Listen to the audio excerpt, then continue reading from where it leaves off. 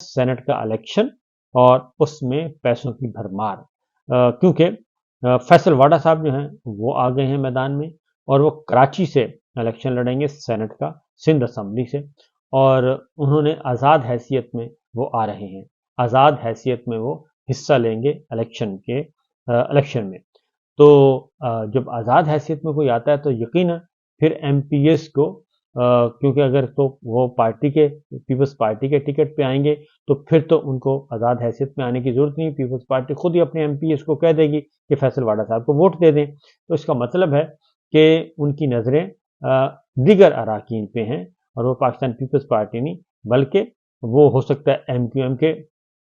जो एमपीएस हैं उन पे हो, और हो सकता है उन एमपीएस पे हो जो कि पाकिस्तान तहरीक इंसाफ के वहाँ से कामयाब हुए आज़ाद हैसियत से, उन पे उनकी नज़रें हों। तो दूसरी जानिब मोहसिन नकवी साहब हैं, और मोहसिन नकवी साहब भी, अब फैसल वाडा साहब का ताल्लुक चूँकि वो इस्टेब्लिशमेंट के एक गैर सरकारी तर्जुमान समझे जाते हैं और वो टीवी चैनल्स पे आके उनका पॉइंट ऑफ व्यू कन्वे करते हैं और धमकियाँ शमकियाँ भी लगा देते हैं और फलां की हुकूमत है, फलां की नहीं है। आजकल वो मरीम साहिबा को भी लताड़ रहे हैं अच्छा खासा, और साथ साथ अली अमीन गंडापुर साहब को, पाकिस्तान तहरीक इंसाफ को, वो मुख्तलिफ नौइयत के इस तरह की खबरें वो देते रहते हैं। और जब वो आते हैं तो फिर मतलब ये होता है कि वो कोई ना कोई कन्वे करने आए हैं इस्टेब्लिशमेंट के एक पोर्शन का, इस्टेब्लिशमेंट के एक पोर्शन का कुछ कन्वे करने आए हैं, तो वो कन्वे करके चले जाते हैं।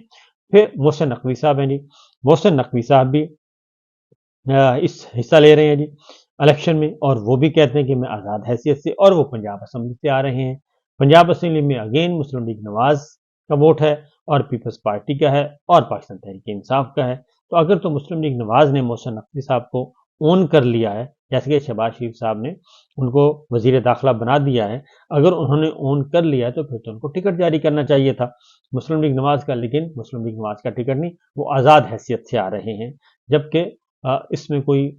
है नहीं, अब अचंभे वाली बात नहीं है, कुछ छुपाने वाली बात नहीं है कि वो मुस्लिम लीग नून की हुकूमत, शहबाज हुकूमत में वजीर दाखिला हैं, उनकी काबीना में हैं, तो फिर वो आज़ाद हैसियत से क्यों लड़ रहे हैं। दो सूरतें हो सकती हैं कि बल्कि एक ही सूरत हो सकती है, और वो ये है कि वोट खरीदे जाएंगे और खरीद कर ये हार्स ट्रेडिंग की जाएगी, और हार्स ट्रेडिंग करके ये दोनों फैसल वाडा साहब भी और मोहसिन नकवी साहब उनको सेनेटर बनवाया जाएगा, क्योंकि अगर तो ऐसा नहीं है तो फिर और तो कोई और तरीका है नहीं है। तो ये भी पैसा वैसा जो है वो चलने का इम्कान मौजूद है। दूसरी जानिब भी इमरान खान साहब ने एक और बात की है, और वो है ख़ास तौर पे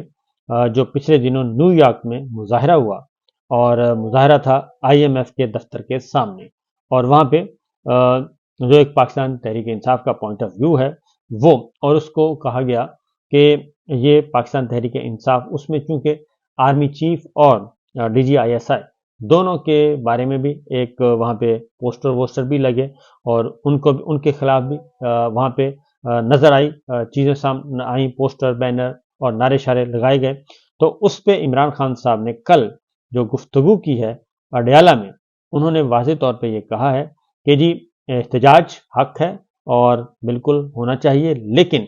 पाकिस्तान तहरीक इंसाफ का ना ही पाकिस्तान तहरीक इंसाफ की लीडरशिप ने ऐसी कोई हिदायत दी, और ना ही पाकिस्तान तहरीक इंसाफ का ये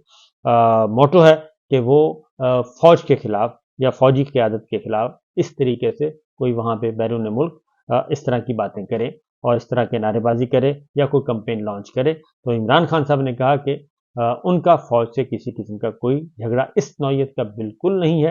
हाँ, जो इख्तलाफात हैं वो सबको पता है, लेकिन